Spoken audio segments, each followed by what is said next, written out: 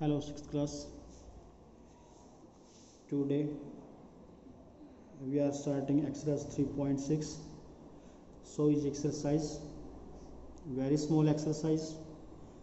So please watch carefully. Okay. HCF निकालना है आपको इस एक्सरसाइज में लिखा हुआ है find the HCF of the following numbers. अब HCF निकालने से पहले आपको ये पता होना चाहिए HCF होता क्या है। ठीक है, HCF की फुल फॉर्म क्या है पहले तो ये पता होना चाहिए। H for highest, C for common, F for factor. Highest, common, factor. और इसका एक और नाम है, दो नाम है इसके, जैसे आपके भी होते हैं घर में चुन्नू और बाहर मुन्नू, मतलब चुन्नू मुन्नू, अरे मतलब कहने का मतलब दो नाम होते हैं। आपका स्कूल का कुछ और नाम आप होता है और स्कूल में टीचर कुछ और नाम से बुलाते हैं, और घर में आपको कालू मोटू पतलू लंबू छोटू कुछ भी, मतलब ऐसे इसके भी दो नाम हैं। तो इसका असली नाम तो है हाईएस्ट कॉमन फैक्टर, और वैसे इसको प्यार से क्या बोलते हैं, ग्रेटेस्ट कॉमन डिवाइज़र। ठीक है, तो जब आप बाहर जाएंगे तो आपका मेन जो नेम है आप उसे ही यूज़ करते हैं, तो हम इसको मेनली इसको हाईएस्ट कॉमन फैक्टर यूज़ करते हैं, और जिसकी शॉर्ट फॉर्म है HCF। ठीक है, अब H का मतलब हाईएस्ट, हाईएस्ट का मतलब सबसे बड़ा या सबसे ज़्यादा, कॉमन का मतलब जो चीज़ सेम हो, और फैक्टर तो आपने अभी निकाले थे। ठीक है, तो अब क्या होगा, इसका पूरे का टोटल मीनिंग होगा हाईएस्ट कॉमन फैक्टर का मतलब ये आपको चलो क्वेश्चन से ही क्लियर हो जाएगा, ऐसे अगर मैं समझाऊंगा तो शायद आपको क्लियर नहीं होगा। फर्स्ट क्वेश्चन देखते हैं, फाइंड द HCF निकालना है फॉलोइंग नंबर्स का। ठीक है, मैं कर रहा हूँ ये वाला पार्ट, आई पार्ट। ओके, देखो कैसे आपने फिफ्थ क्लास में एलसीएम निकाला हुआ प्राइम फैक्टराइजेशन से। 18 है, 18 को क्या 2 9 जा 18, फिर 3 से जा रहा है 3 3 जा। ठीक है, और कई बच्चे आगे तक मिले थे 3 बन जाए। ठीक है, इसी तरह से 54 को भी सॉल्व कर सकते हैं, 2 2 जा 1, 2 7 जा 14। इस तरह से 3 से करेंगे तो 3 9 जा 27, 3 3 जा, यहाँ भी लिख सकते हैं 3 1 जा 3। सिमिलरली 3 2 जा 6, फिर आपका 2 रिमाइंडर आएगा यानी 21 हो गया, 3 7 जा 21, फिर 3 से 3 9 जा, फिर 3 3 जा और 3 1 जा। ठीक है, हमने इनको है ना अलग अलग लिख लिया। 18 का था जी ये 2 × 3 × 3 ये लिख लिया। 54 का था 2 × 3 × 3 × 3 ये भी लिख लिया। 81 का था ये वाला एल्सियम 3 × 3 × 3 × 3 ये भी लिख लिया। ठीक है, अब कॉमन, कॉमन का मतलब ऐसी चीज़ जो सबके पास हो। अब यहाँ पे 3 बंदे हैं हमारे पास, एक 18 है, एक 54 है, एक 81 है। ठीक है, इनके ये सारे आपके प्राइम फैक्टराइजेशन से आपके फैक्टर बने हुए हैं, तो हम इसमें से ये ढूंढते हैं कि भाई कौन सा है जो तीनों में दिखाई दे रहा है। यहाँ 2 है, यहाँ 2 है, और तेरे के यहाँ 3 आ गया, ये तो नहीं होगा। ठीक है, ये वाला 3 है, यहाँ भी 3 है, यहाँ भी 3 है। ओके, ये तीनों में है, तो इसको हमने ऐसे सर्कल लगा लिया। ठीक है, आगे चेक किया, यहाँ 3 है, यहाँ 3 है, यहाँ पे भी तीनों 3 है। ओके बिल्कुल, तो इसको भी हमने सर्कल लगा लिया। उसके बाद यहाँ 3 है, यहाँ 3 है, लेकिन अरे यहाँ तो भाई गुमशुदा ही हो गया, भाई साहब ही नहीं है, उठ के भाग गए, मतलब है ही नहीं यहाँ तो अब इन दो को तो हम ले नहीं सकते क्योंकि यहाँ नहीं है। अगर यहाँ होता तो बात कुछ और थी। तो अब इसको तो हम इन दोनों को कहेंगे भाई आप भी रेस्ट करो, कोई ज़रूरत नहीं आने की हमारे साथ। तो यानी कि आपको एक 3 इसमें से मिल गया, एक 3 इसमें से मिल गया। तो क्या लिखेंगे, HCF हाईएस्ट कॉमन। हाईएस्ट का मतलब ज़्यादा से ज़्यादा आपको बड़े से बड़ा कौन सा नंबर मिला, 3 और × 3, ये दो नंबर मिले जो कॉमन थे, जो सेम थे। तो लिखेंगे HCF of 18 and 54 and 81 is 3 × 3, 3 × 3 is equal to 9 is our answer। तो 18, 54 और 81 का HCF आपका 9।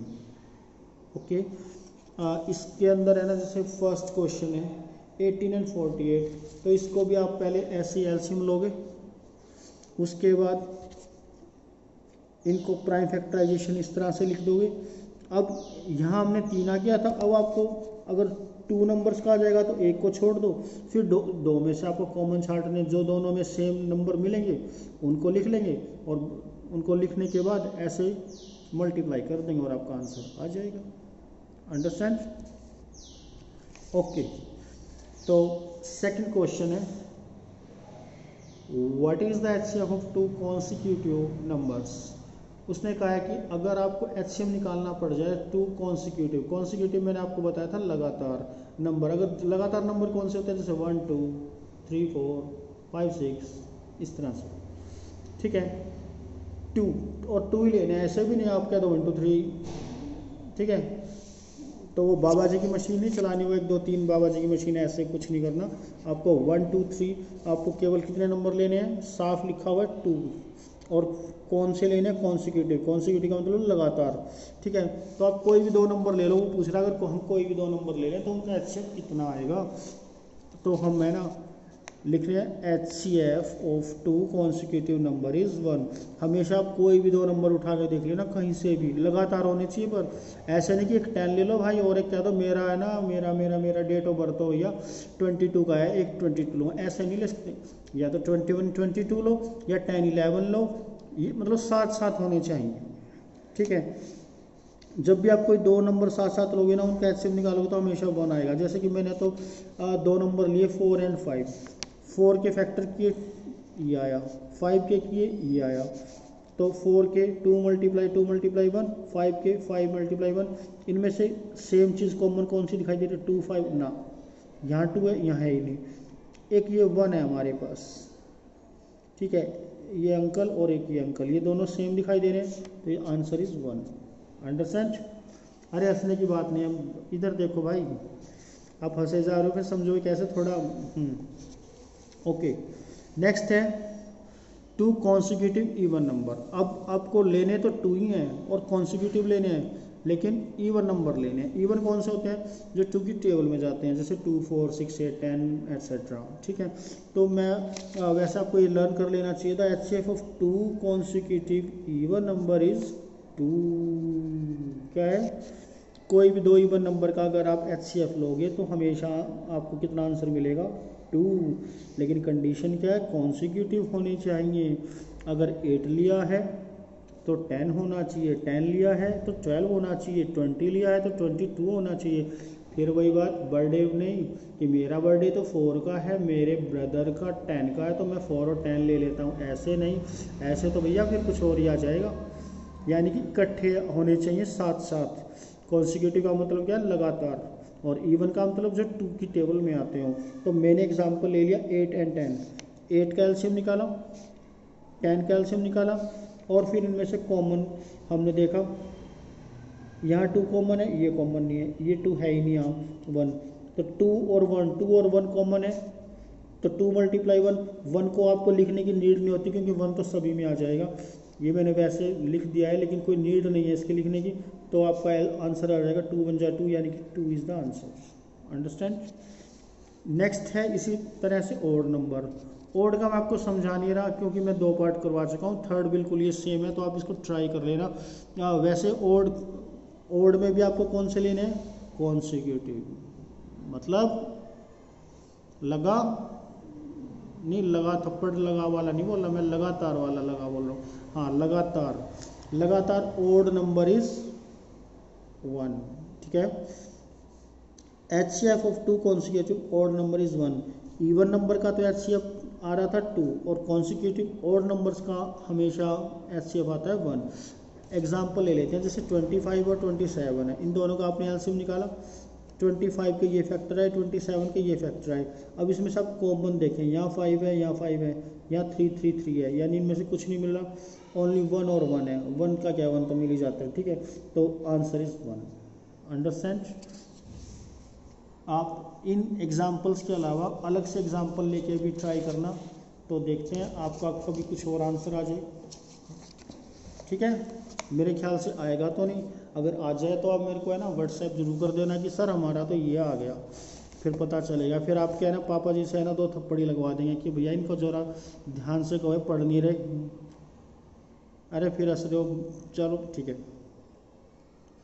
HCM of co-prime number 4 and 15 was found as follow by the factorization।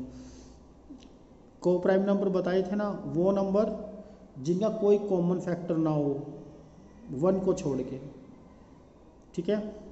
तो आप पहले तो 4 और 15 का एलसीएम निकाल के देख लेना क्या कॉमन फैक्टर आ रहे हैं, नहीं आएंगे, ठीक है। वैसे इन्होंने निकाल ही दिया है। आगे चलो, 4 के हैं 2 मल्टीप्लाई 2, 15 का है 3 multiply, since there is no common prime factor, उसने कहा कि इनका कोई भी कॉमन प्राइम फैक्टर नहीं है। अब इसको अगर मैं छोड़ दूं और मैं पूछूं कि किसी का कॉमन प्राइम फैक्टर ना हो तो आंसर हमेशा क्या आता है, हाँ एक ही आंसर आएगा। बताओ क्यों, वो एक आंसर कौन सा होगा, नहीं समझ आ रहे, मैं बोलता हूँ एक आंसर आएगा यानी 1 आंसर आएगा, ठीक है। यहाँ पे देखो 4 और 5 था, ये भी को प्राइम नंबर है, तो इसका आंसर भी कितना आ रहा था 1। तो यहाँ पे क्या लिखा हुआ है, no common prime factor, so HCF is 4 and 15 is 0। उसने कहा है कि इनमें से कोई भी है ना 2, यहाँ 2 2 है, यहाँ 3 and 15 है, तो इनमें से कुछ भी चीज़ नहीं मैच हो रही, तो इसका आंसर HCF हम 0 लिख रहे हैं। नहीं, ये रॉन्ग है। क्यों रॉन्ग है, क्योंकि अगर हम मल्टीप्लाई 1 लिख दें, यहाँ मल्टीप्लाई 1 लिख दें तो 1 तो होगा ही, 0 तो कभी आ ही नहीं सकता। तो लिखेंगे no, the correct HCF H and 4 and 15 is 1। तो आपका आज डायरी रहेगी कंप्लीट, एक्सरसाइज 2 नहीं 3.6। Okay, thank you.